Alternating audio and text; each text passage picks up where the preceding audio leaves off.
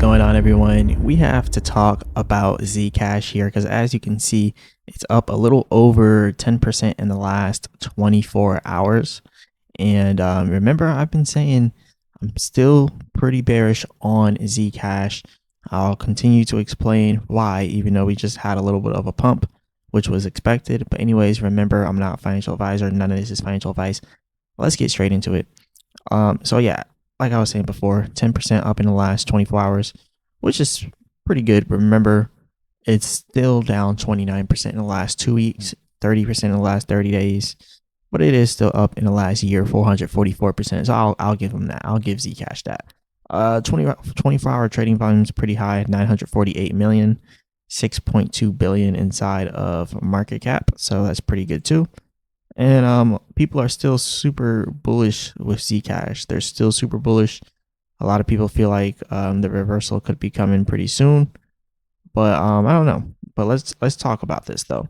So as you can see here, this could quite possibly be forming a rising wedge if we see this area right here come up higher. If we see this little level here come up higher and hit here and then bounce off, that's a rising wedge, right?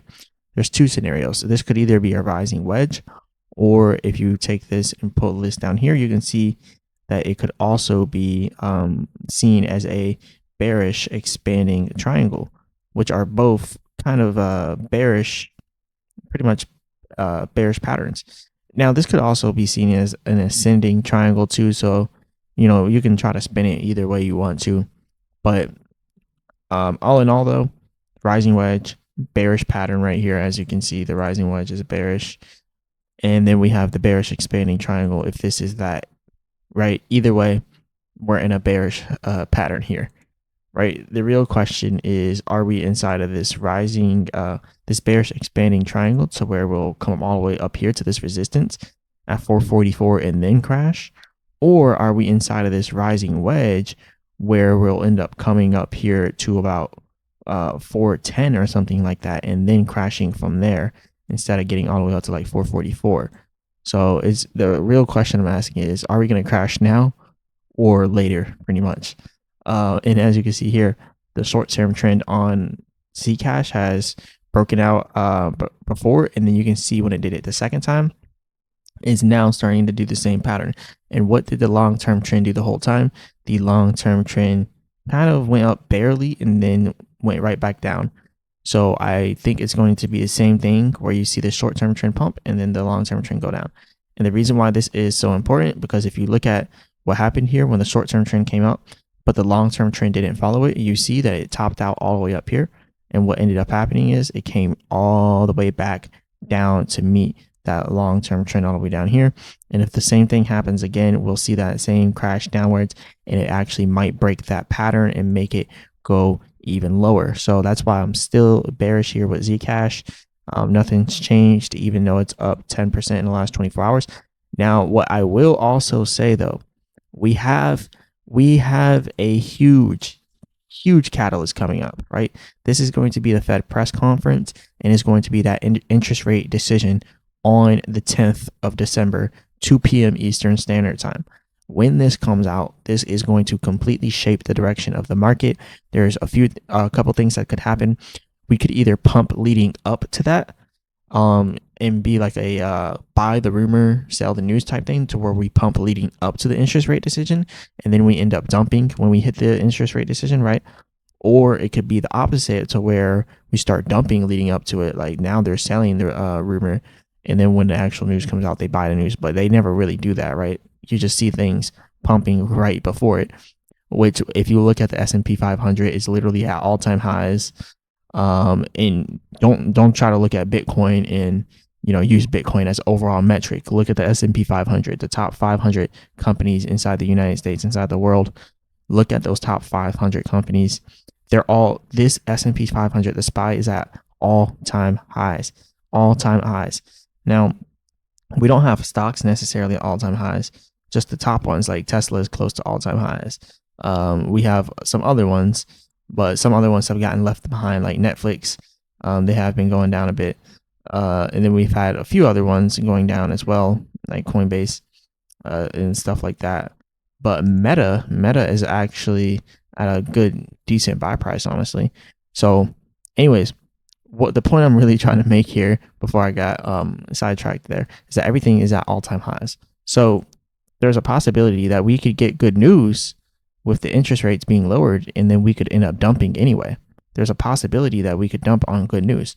Bitcoin is also inside the same rising wedge as rising wedge as we are inside of Zcash as well. And then if you want to try to do the same thing with Bitcoin, you can say, oh no, it's not a rising wedge, blah blah blah blah blah. But the way I see it, this is a rising wedge. I don't know how much more cleaner it could get and how much more cleaner it could look here. But yeah, it just so happens that Bitcoin is almost at this overbought area on the 4-hour chart. And as both of these trends cross, they end up dumping there, just like how I did last time. And when that happened last time, we seen the price pulled back. It wasn't a major pullback, but we could probably see the same thing coming down here, and that could be what sparks the sell-off of Bitcoin as well. So we'll see what happens leading up to this big event, right, with the Fed. But whatever happens, I'm still looking at this the same way with ZCASH. So I'm still bearish here. I still think that we're going to end up pulling back here on ZCASH. So I want to just be patient, and I'm going to wait for it. Now, there are other options for this, right? This is the daily chart here.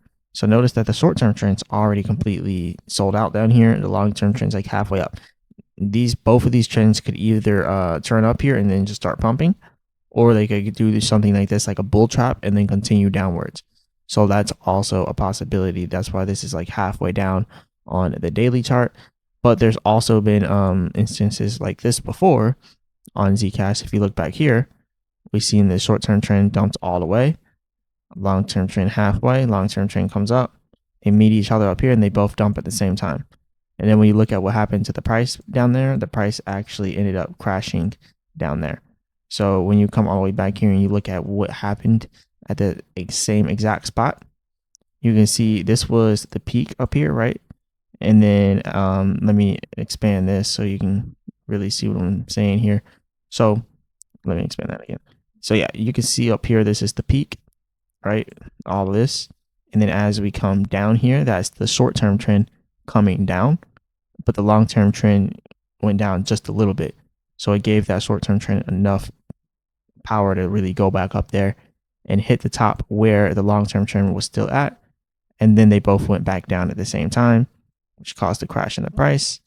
And then it started trading sideways on here until the short-term trend started breaking out. And then the long-term trend eventually followed suit. And then the rest is history. It stayed overbought for an extended period of time. So when it did that, you're just seeing the price continue to go up, up, up, and up. So that's what we pretty much seen there. And that's just an example. So if you also look at it from this perspective, we can take this and from the height right here, because look, we dumped and then we recovered and then we continue to dump. So if you take it from here all the way to where we dumped to, this is kind of in the way. Let me pull that down. All right, yeah, and that will be about 26%. And if we take it from the top over here and bring that down, about 40%. So if we have 40% and we have 26%, let's see what it would be inside of current standards here. So now we're going to come all the way over here and look up here towards this top area up here. We'll go and look at the 4-hour chart. Well, actually, no, we'll keep looking at the daily because that's the one we're looking at before. So we're looking at the same thing kind of here, right? And if this is the same exact thing, we could end up seeing the short-term trend doing this, or the long-term trend doing this, the short-term trend meeting that up here, and then both of them dumping at the same time. Remember, 40% and 26%. So if it were to come up here, reach the top area here, and then get rejected, 26% would be right here around that support, 26, 28%. And then a 40% drop could bring it all the way closer towards that support down there. So that's just, a little bit of what I think could happen. But it doesn't mean it has to happen that way. But I'm still looking towards the downside here. So temporary relief right now, that in my personal opinion, temporary recovery. It could continue, especially if we get good news from the Fed, and if everything's good, then we have no reason to be bearish if everything's good. But so we're just gonna have to wait till the 10th, see what happens, and then we'll have to move from there. But yeah, this is pretty much all I got for you guys today. Hit the like button, subscribe, all that good stuff. Remember, I'm not a financial advisor. None of this is financial advice. And as always, I'll be back with another video.